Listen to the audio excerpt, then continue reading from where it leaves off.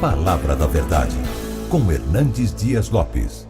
Hoje eu quero partilhar com vocês o texto de Lucas, capítulo 9. Abra comigo a sua Bíblia. Lucas, capítulo 9. Nós vamos começar a leitura a partir do verso 28. A partir do verso 28, Lucas 9, 28. Lido o texto, por favor, não feche sua Bíblia. Eu preciso que você me acompanhe na exposição desse texto. Está escrito o seguinte: cerca de 8 dias depois de proferidas estas palavras, tomando consigo a Pedro, João e Tiago, subiu ao monte com o propósito de orar. E aconteceu que, enquanto ele orava, a aparência do seu rosto se transfigurou, e suas vestes resplandeceram de brancura. Eis que 2 varões falavam com ele, Moisés e Elias, os quais apareceram em glória, e falavam da sua partida que ele estava para cumprir em Jerusalém. Pedro e seus companheiros achavam-se premidos de sono, mas conservando-se acordados, viram a sua glória e os 2 varões que com ele estavam. Ao se retirarem estes de Jesus, disse-lhe Pedro: Mestre, bom estarmos aqui. Então façamos 3 tendas, uma será tua, outra de Moisés e outra de Elias, não sabendo, porém, o que dizia. Enquanto assim falava, veio uma nuvem e os envolveu, e encheram-se de medo ao entrarem na nuvem. E dela veio uma voz dizendo: Este é o meu filho, o meu eleito, a ele ouvi. Depois daquela voz, achou-se Jesus sozinho. Eles calaram-se e naqueles dias a ninguém contaram coisa alguma do que tinham visto. No dia seguinte, ao descerem eles do monte, veio ao encontro de Jesus grande multidão. E eis que dentre a multidão surge um homem dizendo em alta voz: Mestre, suplico-te que vejas meu filho, porque é o único. Um espírito se apodera dele e de repente o menino grita, e o espírito atira por terra, convulsiona até espumar, e dificilmente o deixa depois de o ter quebrantado. Roguei aos teus discípulos que o expelissem, mas eles não puderam. Respondeu Jesus: Ó geração incrédula e perversa, até quando estarei convosco e vos sofrerei? Traze o teu filho. Quando ia se aproximando, o demônio o atirou no chão e o convulsionou. Mas Jesus repreendeu o espírito imundo, curou o menino e o entregou a seu pai. E todos ficaram maravilhados ante a majestade de Deus. Como todos se maravilhassem de quanto Jesus fazia, disse aos seus discípulos: Fixai nos vossos ouvidos as seguintes palavras: O Filho do Homem está para ser entregue nas mãos dos homens. Eles, porém, não entendiam isto. Até aqui.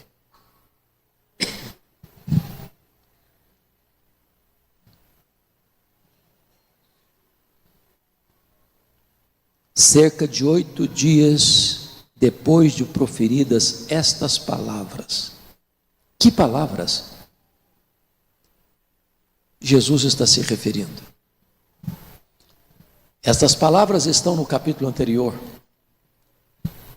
Estas palavras são um corte radical no ministério de Jesus. Estas palavras foram proferidas em Cesareia de Filipe, no extremo norte de Israel, lá no sopé do Monte Hermon, lá em Bânias, onde nasce o Rio Jordão.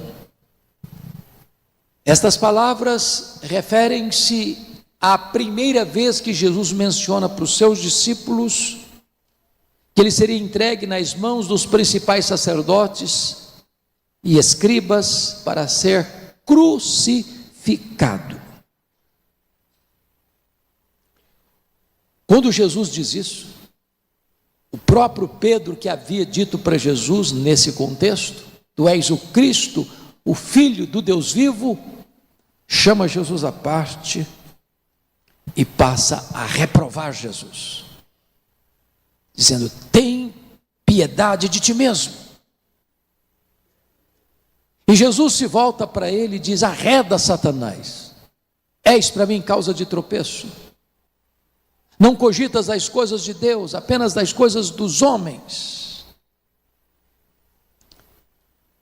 Certamente os discípulos ficaram muito chocados com esta informação de Jesus. Provavelmente muito tristes. Então, diz o texto, que cerca de 8 dias depois, Jesus sobe para um alto de um monte. A tradição diz que é o Monte Tabor, outros pensam que é o Hermon, para nós não importa, não fazemos peregrinação sagrada. E Jesus chama exatamente Pedro e Tiago e João para subirem com ele para esse alto do monte. Ali Jesus haveria de dar para eles uma espécie de antegosto, antepasto do céu, da glória. Em virtude da cruz, em virtude do sofrimento, em virtude da crucificação, eles precisavam entender que a cruz precede a glória, que o sofrimento precede o céu. E aqui eu queria dividir esse texto em 3 pontos, em 3 segmentos. Primeiramente, eu queria convidar vocês para examinar comigo esse texto à lente ou debaixo das lentes de Pedro, Tiago e João. Os discípulos que sobem o monte com Jesus. Diz o texto que eles veem milagres extraordinários acontecendo.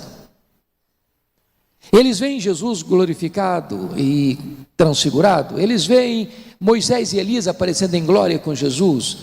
Eles veem uma nuvem luminosa. Eles veem e ouvem uma voz divina brotando da nuvem: tu eis o meu filho, o meu eleito, a ele ouvi.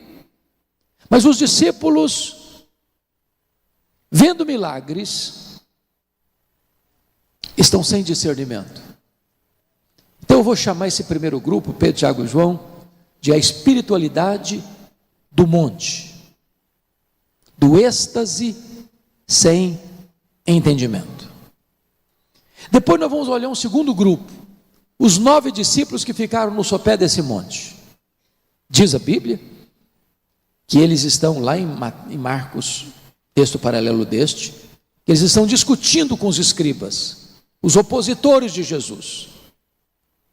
Enquanto surge um pai aflito, desesperado no meio da multidão, pedindo ajuda, socorro, para libertar o seu filho que está endemoniado. Mas os discípulos não puderam. Eles não estão orando, eles não estão jejuando, eles não estão crendo, eles estão discutindo. E poderíamos então chamar esse segundo grupo da espiritualidade do vale, discussão sem poder. E finalmente, nós vamos olhar esse texto pelo ângulo de Jesus, que transborda no texto 3 aspectos: oração, obediência e poder. Vejamos então o primeiro grupo. Jesus subiu esse monte com o propósito de orar, e orou. Mas, enquanto Jesus ora, Pedro, Tiago e João são tomados de sono. O que dá prazer em Jesus, dá cansaço neles. O que é o deleite de Jesus, dá sono neles. E ali nesse monte, eles veem coisas extraordinárias. O céu desceu à terra. A Shekinah de Deus acampou entre os homens. Aquele monte foi um palco da glória de Deus. Ali 4 milagres extraordinários ocorreram. Primeiro milagre: Jesus é transfigurado. O rosto brilhava como a luz. As roupas brilhavam como nenhum lavandeiro da terra podia fazê-lo igual. Segundo milagre: Moisés e Elias, em glória, aparecem conversando com Jesus acerca da sua partida para Jerusalém. O representante da lei, o representante dos profetas. A palavra partida na língua grega, versículo 31, é a palavra êxodos, de onde vem a palavra portuguesa êxodo. Em outras palavras, Moisés e Elias conversavam com Jesus naquele monte sobre a cruz, onde aconteceu o nosso êxodo, a nossa libertação, a nossa redenção. Eles viram um terceiro milagre, quando uma nuvem luminosa os envelopa, os engole, os envolve. E eles viram um quarto milagre. De dentro daquela nuvem surge uma voz divina dizendo: este é o meu filho, o meu eleito, a ele ouvi. Agora percebem vocês que numa geração como a nossa, que está à cata de milagres, que corre atrás de milagres, que faz propaganda até de milagres que nunca ocorreram, é possível que alguém esteja até vendo milagres e desprovido de entendimento espiritual. Eu quero dizer para você que nós cremos em milagres, que nós oramos por milagres, mas milagre não é o Evangelho. Milagre não é um substituto do Evangelho. Os discípulos estão vendo milagres, mas eles estão desprovidos de entendimento. E do que eles estão desprovidos? De que entendimento eles estão desprovidos? Primeiro, eles não discernem a centralidade da pessoa de Jesus. Diz o texto que Pedro, sem saber o que estava falando, disse assim: mestre, bom estarmos aqui. Então nós vamos fazer 3 tendas. Pedro achava que estava no controle da situação. Olha, vai fazer o seguinte, uma vai ser tua, Jesus, outra vai ser de Moisés, e a outra vai ser de Elias. E diz a Bíblia que ele não sabia o que estava falando. E por que ele não sabia o que estava falando? Porque estava falando uma bobagem.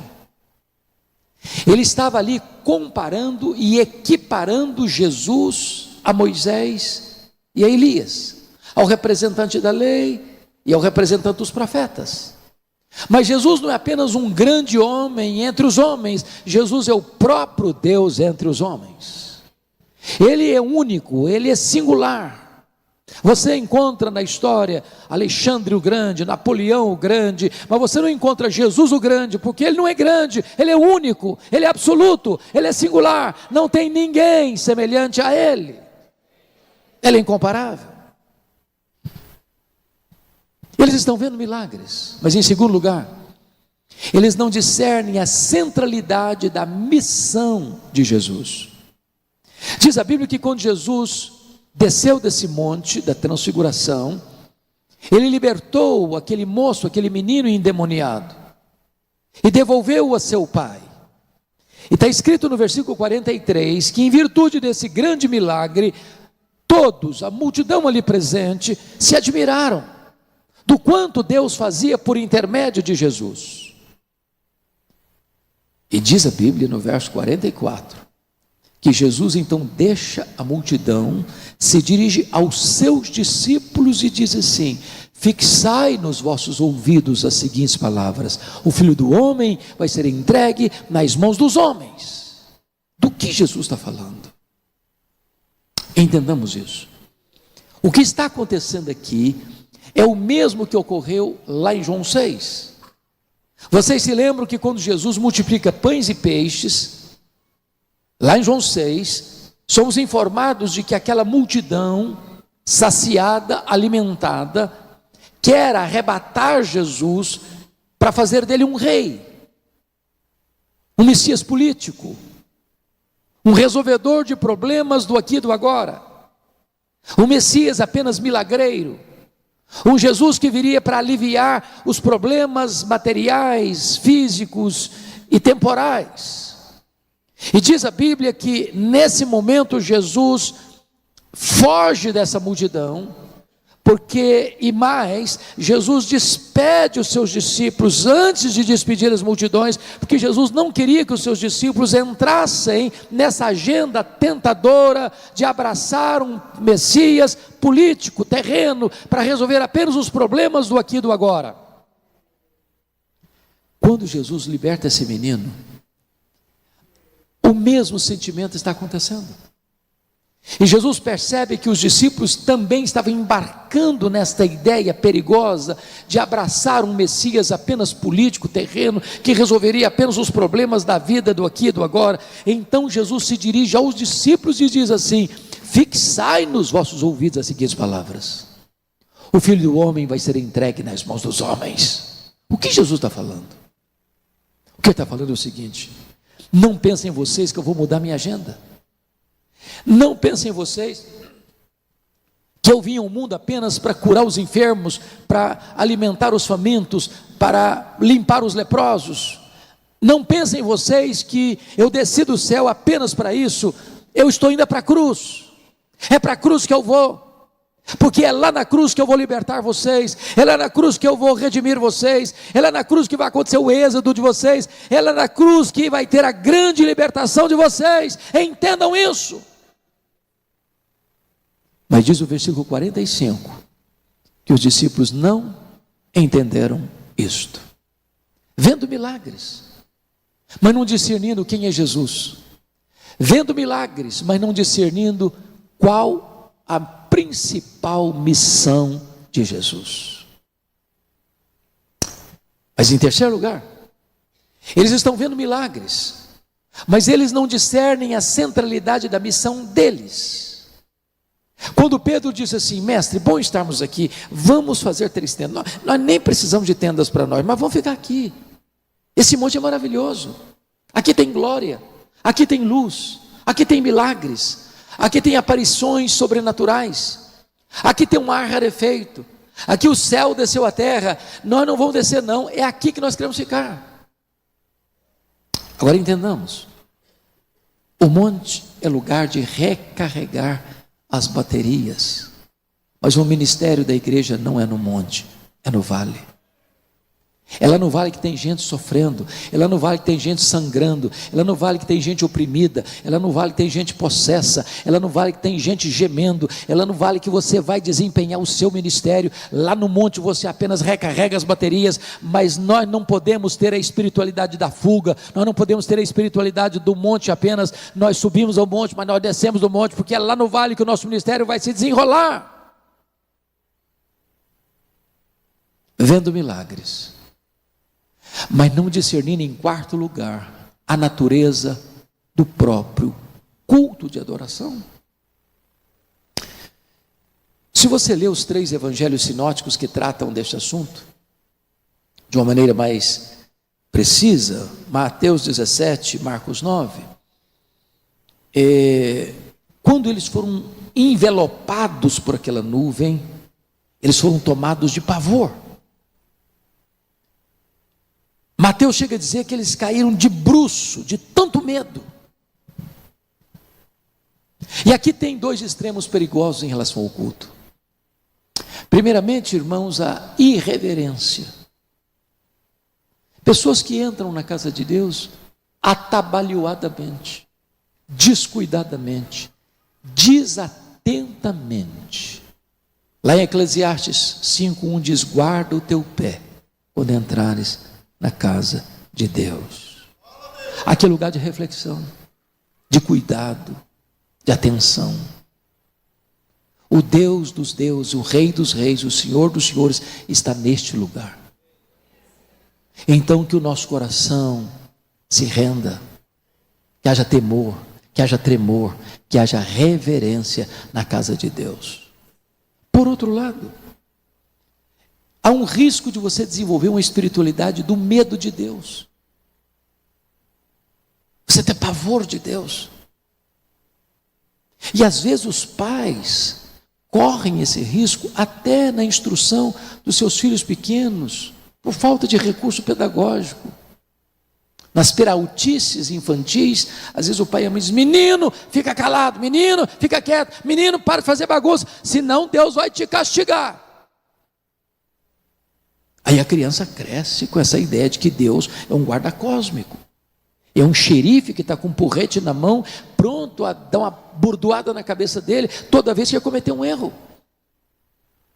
Aí ele cresce com essa ideia de que Deus é pavoroso, que Deus é perigoso, e que se você cometer um erro, você tem que fugir o mais rápido de Deus. Não, mas não é essa a visão que nós temos da Bíblia. A visão que nós temos da Bíblia é que quando você erra, quando você tropeça, quando você cai, é exatamente, você não tem que correr de Deus, você tem que correr para Deus, e correr para os braços de Deus, e você vai encontrar o abraço do perdão, você vai encontrar o beijo da reconciliação, você vai encontrar a festa do acolhimento. Deus é amor, e Deus é rico em perdoar, e tem prazer na misericórdia.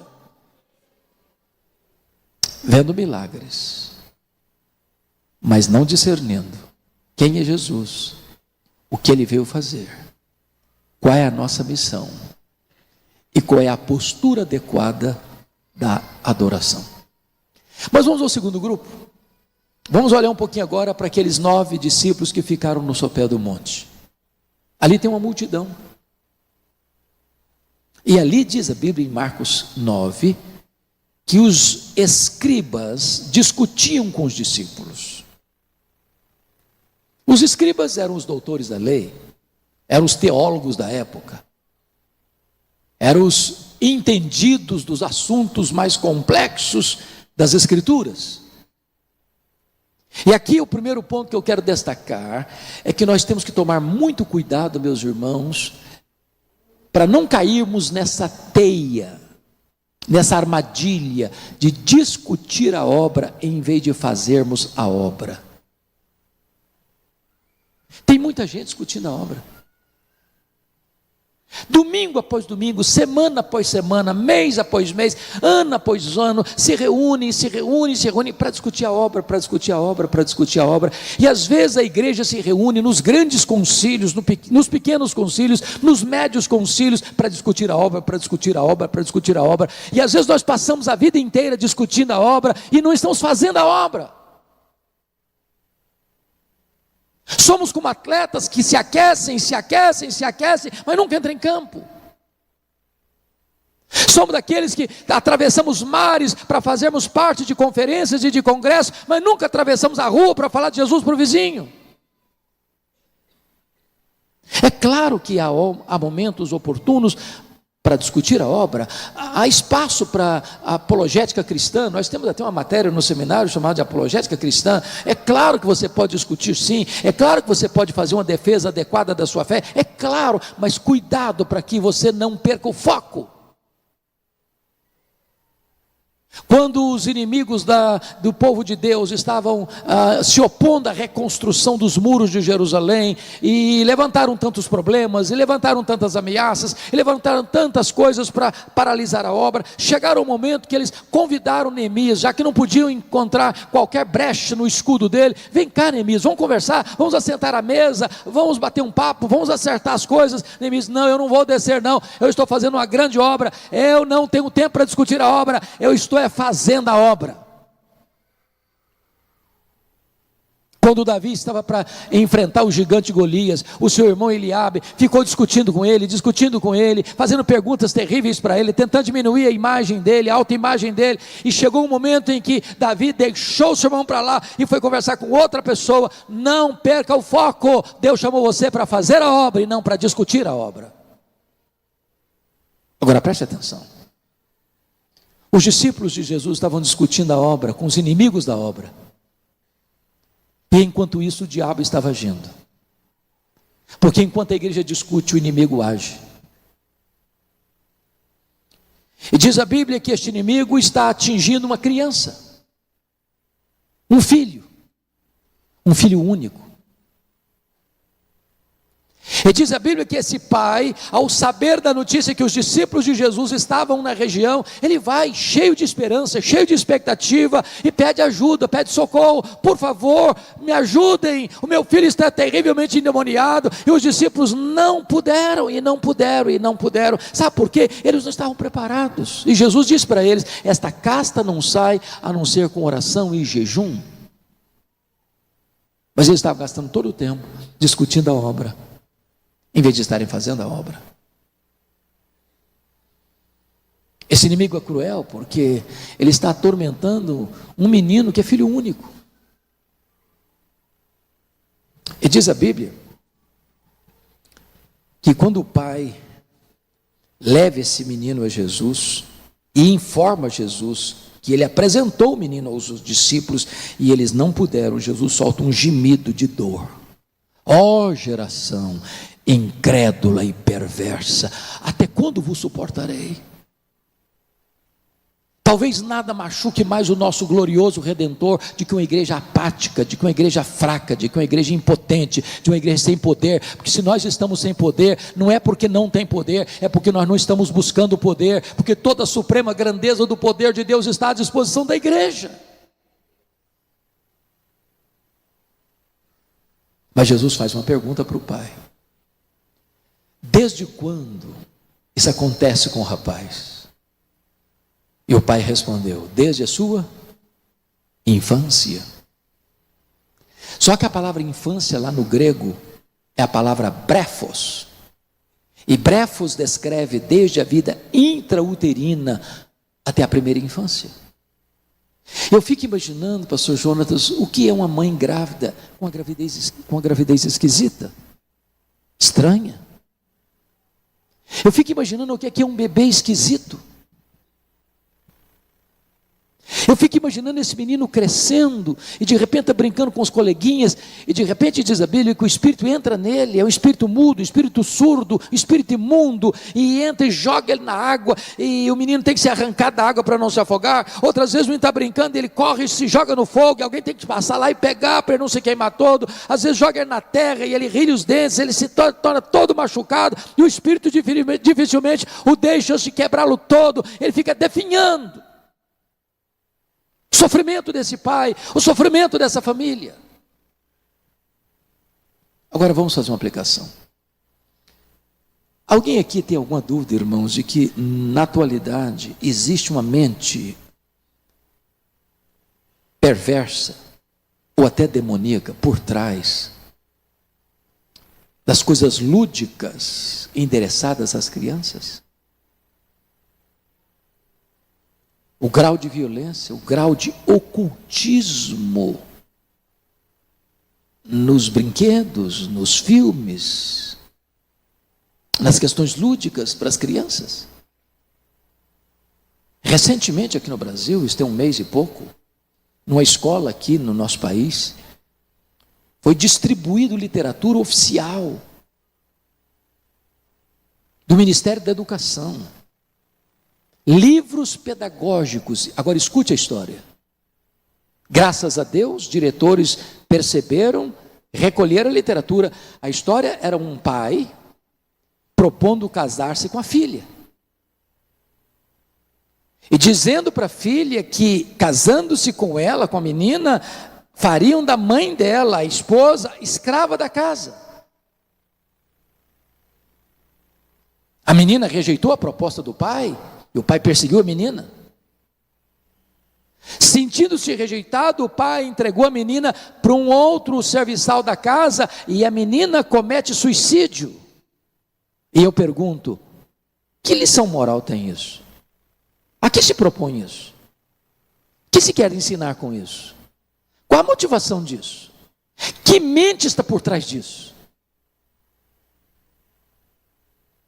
Ah, meus irmãos, um esforço deliberado na nossa geração para destruir as nossas crianças, para destruir a mente das nossas crianças,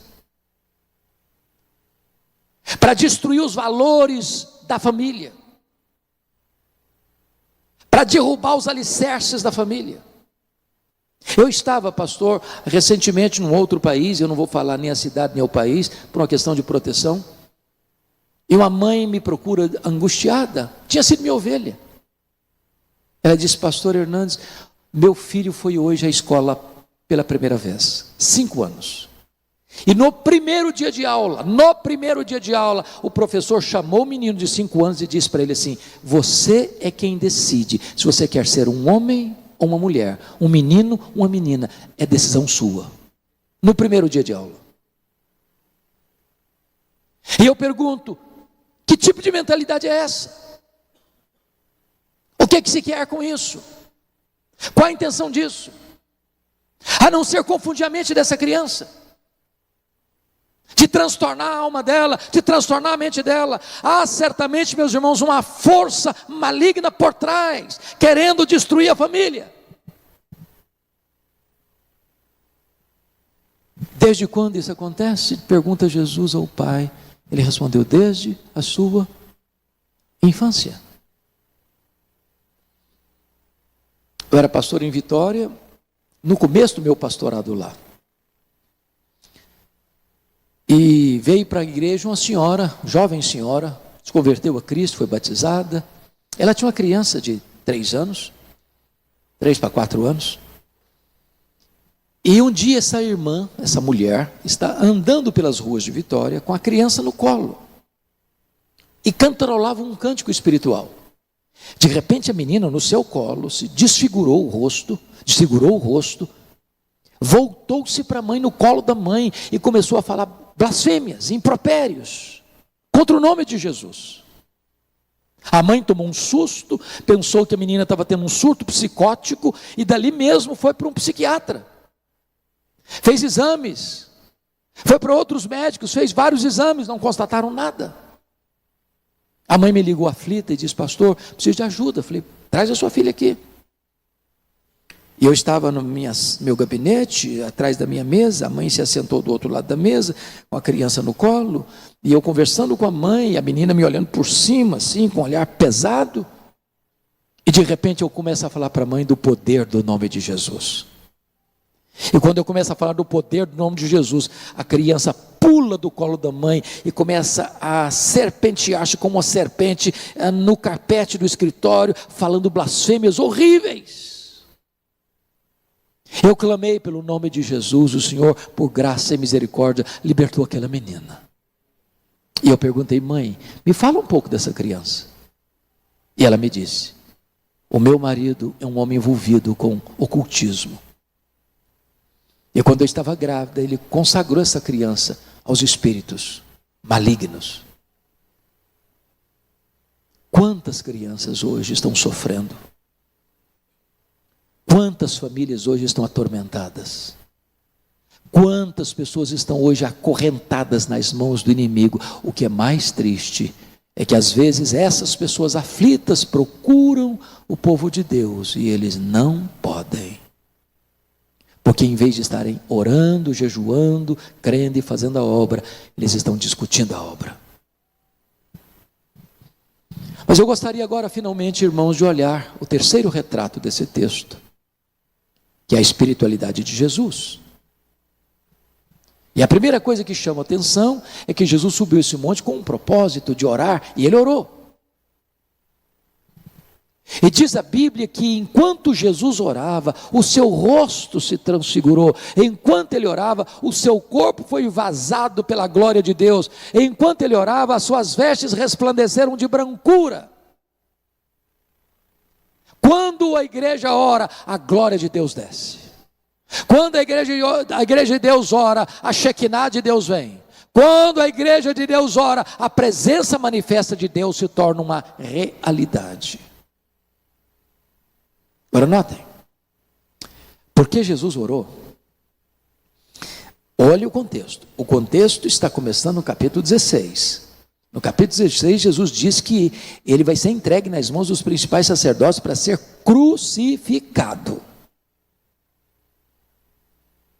E agora Jesus está consolando os discípulos, dizendo o seguinte: olha, não fiquem apavorados com a cruz, porque a cruz precede a glória. Mas agora é o pai consolando o seu filho, porque a conversa de Moisés e Elias no verso 31 é sobre a partida, e a partida ali é Êxodos, e a palavra Êxodo é exatamente a saída, a libertação, a redenção, a quebra da escravidão. E na verdade o que está acontecendo é que para Jesus nos libertar, para Jesus nos transformar, para Jesus nos tornar verdadeiramente livres, ele precisou ir para a cruz. Nós não somos redimidos pelos milagres de Jesus. Nós não somos redimidos nem mesmo pelos ensinamentos de Jesus. Nós somos redimidos pela cruz de Jesus. É lá que ele deu a sua vida por nós. É lá que ele quebrou as nossas algemas. É lá que ele rompeu os nossos grilhões. Foi lá que ele abriu as portas do nosso cativeiro e nos tornou verdadeiramente livres. E agora diz a Bíblia que enquanto ele ora, o Pai o consola antecipadamente para enfrentar a cruz. Se você não ora, quando a crise chega, você se desespera. Mas se você ora, Deus prepara você para os grandes enfrentamentos da vida. Terceiro, porque Jesus ora, o Pai o defende. Vejam vocês que quando Pedro disse para Jesus: bom estarmos aqui, vamos fazer 3 tendas, uma será tua, outra de Moisés, outra de Elias. Jesus poderia ter repreendido Pedro: Pedro, você não está entendendo de novo. Há uma semana atrás você quis me tirar do caminho da cruz, e agora você vem me comparando apenas com os grandes homens da história. Não, Pedro, você está errado. Jesus podia ter corrigido Pedro, Jesus não fez, Jesus orou. E porque Jesus orou, o Pai saiu em sua defesa. Porque a voz que eles escutam daquela nuvem foi essa: este é o meu filho, o meu eleito, a ele ouvi. Em outras palavras, não compare o meu filho com os grandes homens da história, não compare o meu filho com Moisés, não compare o meu filho com Elias. O meu filho é único, o meu filho é um comigo, ele tem a mesma essência minha, ele tem a mesma natureza minha, ele é o meu filho bendito, gerado eternamente de mim, ele é único. Ouçam-no, ouçam-no, ouçam-no. Você não precisa se defender, você precisa orar. Porque quando você cuida da sua piedade, Deus cuida da sua reputação. Mas a segunda marca da espiritualidade de Jesus é a obediência. É a obediência. Porque vejam vocês, se a conversa de Moisés e Elias no topo da montanha da glória foi a cruz, foi a partida para Jerusalém, a pergunta é: quando Jesus desceu desse monte, qual era o nível de engajamento, de comprometimento que ele tinha com essa agenda? Que provas ele deixou para nós de que ao descer desse monte, ele não fugiria da cruz como Pedro havia sugerido para ele uma semana antes, mas ele caminharia como um rei, caminha para a sua coroação, exatamente indo para a cruz. Vamos olhar o contexto, por gentileza. Primeiramente, confira o versículo 44. Ele vai dizer para os seus discípulos assim: fixai nos vossos ouvidos as seguintes palavras: o Filho do Homem vai ser entregue nas mãos dos homens. Entregue para quê? Para ser crucificado. Jesus não foi preso, meus amados irmãos, porque ele sucumbiu diante do poder de Roma. Jesus não foi preso porque ele fraquejou diante da soldadesca do sinédrio. Jesus não foi preso porque Pedro negou, porque Judas o traiu, porque Pilatos o sentenciou à morte, porque os soldados o pregaram naquele lenho. Ele foi para aquela cruz porque tinha um plano eterno, porque era um projeto traçado da eternidade. Ele foi voluntariamente para aquela cruz, conscientemente para aquela cruz. E ele então está dizendo para os seus discípulos: eu não vou mudar minha agenda, é para a cruz que eu estou indo, é para a cruz que eu estou caminhando, é para Jerusalém que eu vou, e é lá que eu vou dar minha vida para resgatar vocês.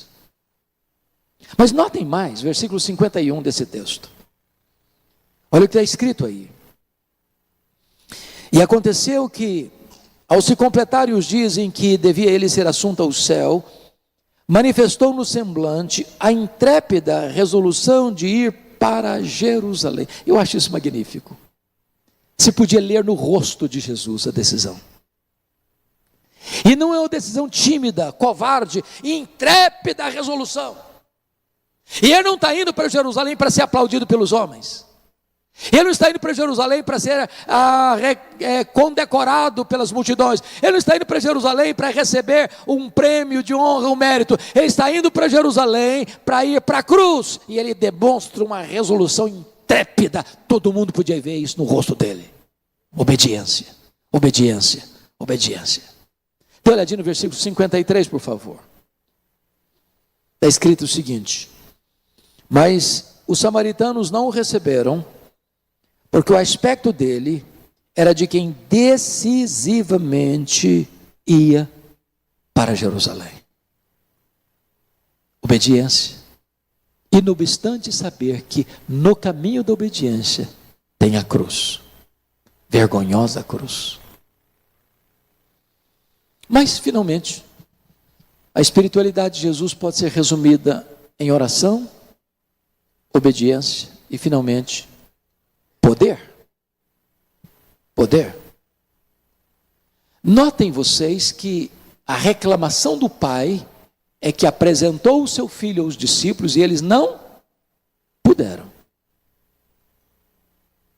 Mas quando o Pai traz o menino a Jesus, é Marcos quem nos informa disso no capítulo 9, que Jesus disse assim, para o espírito mudo, surdo e imundo que estava no menino, uma casta de demônios: sai deste menino e nunca mais voltes a ele. Vocês bem sabem que é possível uma pessoa ser liberta de uma possessão demoníaca, e se a pessoa não se arrepende, não se rende a Jesus, os demônios podem voltar, e o segundo estágio ser pior do que o primeiro. Porém, a ordem de Jesus é categórica. Ele disse: sai e não voltes mais.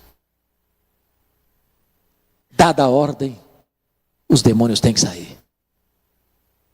Porque aquele que está dando a ordem manda no céu, manda na terra e manda no inferno. Ele tem todo o poder, ele tem toda a autoridade. A sua autoridade é absoluta e ninguém pode resisti-la. Meus irmãos, a igreja precisa de poder. Nós não podemos cumprir o nosso ministério e a nossa missão sem poder. Antes de Jesus enviar a igreja ao mundo, ele enviou o Espírito Santo à igreja: permanecei na cidade até que do alto sejais revestido de poder, e esta ordem não pode ser invertida. Eu quero terminar contando a vocês uma experiência que vivi há alguns anos. Eu fui convidado para pregar no culto de formatura do Seminário Presbiteriano de Recife, chamado Seminário Presbiteriano do Norte. E depois do culto, um dos formandos me chamou à parte para contar-me uma experiência que ele tinha vivido naquele ano. Ele era um seminarista do 4º ano e tinha recebido, pastor Jonas, um convite para pregar numa das maiores igrejas presbiterianas do Brasil, uma das mais belas capitais do Brasil. E não é comum numa conferência de sexta, sábado e domingo, uma igreja grande daquele porte, convidar um seminarista do 4º ano para ser o conferencista. Eu costumo brincar que todo seminarista do 4º ano tem uma leve sensação que ele é um forte concorrente com Charles Haddon Spurgeon. Então ele empacota os seus melhores sermões, ele põe o seu melhor terno na mala e vai para lá. E curiosamente, ele foi hospedado na casa do pastor da igreja. Sexta-feira, está todo empolgado para começar a conferência. Mas, no final da tarde, chega uma mulher desesperada na casa do pastor e disse: pastor, eu preciso de ajuda. A minha vizinha está possessa, endemoniada, está quebrando tudo dentro de casa, tem uma pequena multidão ao redor da casa e ninguém tem coragem de enfrentar a situação. O senhor precisa nos ajudar. E o pastor disse calmamente: minha irmã, fique tranquila. Acaba de chegar de Recife um santo homem de Deus preparado para essa tarefa. O seminarista começou a tremer as pernas. E começou a gaguejar, dizer: eu só vim avisar o senhor que eu estou indo embora. Não, o pastor não deixou ele embora. Agarrou no braço dele e saiu andando para o meio da rua. De longe se escutaram os gritos cavernosos daquela mulher. Quando chegaram na frente da casa, tinha uma multidão ali apavorada. O pastor olhou para o seminarista olhou para o chão. E o pastor disse: seminarista, o caso é todo seu. Pode entrar na casa. E o seminarista, tremendo de medo, entra naquela casa e se depara com um quadro horrível.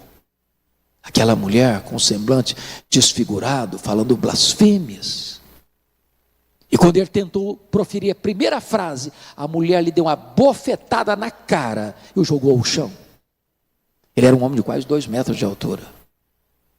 E no chão ele ficou, caído, nocauteado, humilhado, envergonhado. E ele diz que aquela mulher endemoniada rodeava ao redor dele, rodava ao redor dele, bufando como uma fera. E a vida dele passou como um filme na sua cabeça. E ele percebeu quão seco ele estava, quão vazio ele estava, quão despreparado ele estava. Mais de uma hora ele ficou ali no chão. Mas de repente, talvez como Sansão agarrado naquelas colunas, ele começa a orar em voz baixa, dizendo: meu Deus, eu sou teu servo, Senhor. Não me permitas ficar derrotado, humilhado, envergonhado. Restaura minha força, restaura meu poder, restaura minha vida, Jesus. E quando ele está orando assim, a mulher caiu. E quando a mulher caiu, ele se levantou. Porque diante de Deus, humildade, mas diante do diabo, autoridade. E ele, em nome de Jesus, deu ordem aos demônios para se retirarem daquela mulher. E a mulher ficou liberta imediatamente. E esse formando agora, abraçado comigo, chorando comigo, me disse uma frase que eu nunca mais pude esquecer.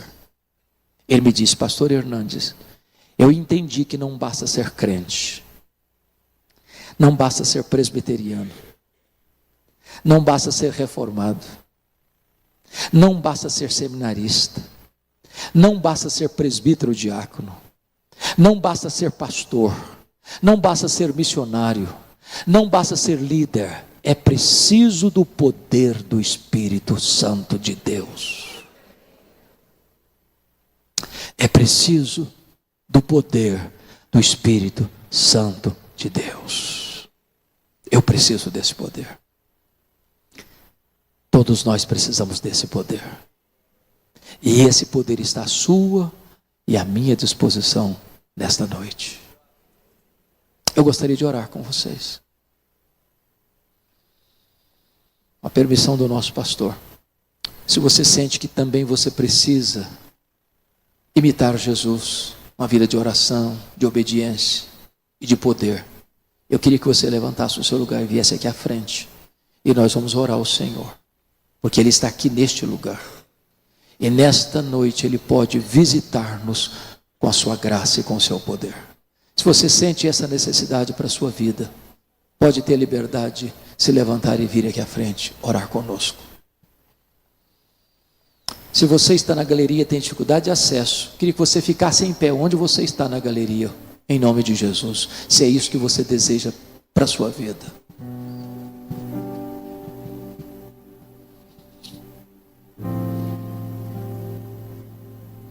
Deus está neste lugar.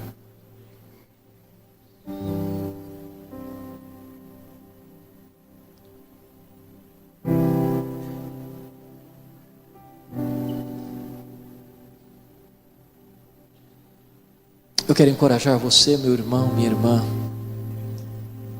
a ter um compromisso com o seu Deus na vida de oração. Talvez há muito tempo você não tem mais esse tempo com Deus, de fechar a porta do seu quarto, dobrar os seus joelhos e de falar com Deus. Talvez você conhece muito até, mas você não tem obedecido. Talvez você tenha até falado desse poder, mas não tenha experimentado esse poder. E o Senhor está aqui hoje para derramar sobre nós desse poder. Senhor, nós te louvamos, porque a tua palavra é viva, é poderosa, ela não volta para ti vazia. Aqui está o teu povo, aqui está a tua igreja, aqui estão ovelhas lavadas no sangue do Cordeiro, aqui está uma igreja cujo nome dos teus filhos está escrito no livro da vida. Aqui estão aqueles que foram selados com o Espírito Santo da promessa. Ah, Deus, nós não queremos ser como aqueles discípulos que dormiram no monte.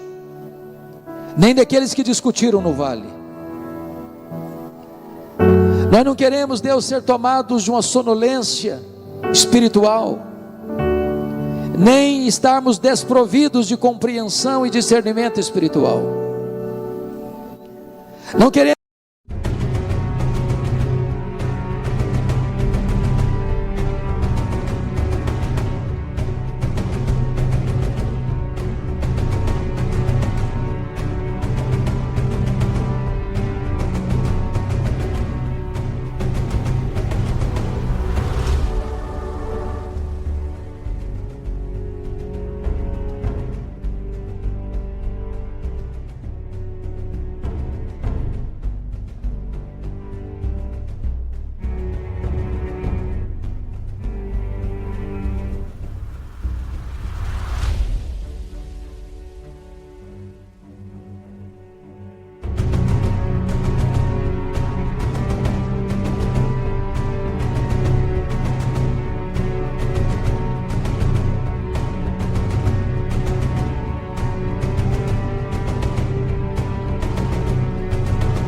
meu Deus, perder o foco, a ponto de discutir a obra, em vez de fazer a obra. Perdoa-nos, Senhor, porque tantas vezes as pessoas nos procuram e saem frustradas, porque não há poder. Ajuda-nos, reveste-nos com teu poder, enche-nos com teu poder. Não queremos, meu Deus, apenas ouvir falar, nós não queremos apenas falar, nós queremos experimentar tudo quanto tu tens para nós. Nós não queremos nada que não venha de ti, mas nós queremos tudo quanto tu tens para nós. Visita a tua igreja, reaviva a tua obra no decorrer dos anos. Visita a tua vinha, Senhor, revigora, renova, remoça a tua igreja, Senhor, no poder do Espírito Santo. Que ao voltarmos para casa hoje, possamos voltar com um tamanho impacto no nosso coração, que a nossa história possa ter um antes e um depois desta noite, para a glória do teu nome. Eis-nos aqui, Senhor, eis-nos aqui, em o nome de Jesus, e para a glória de Jesus. Aleluia, aleluia, amém.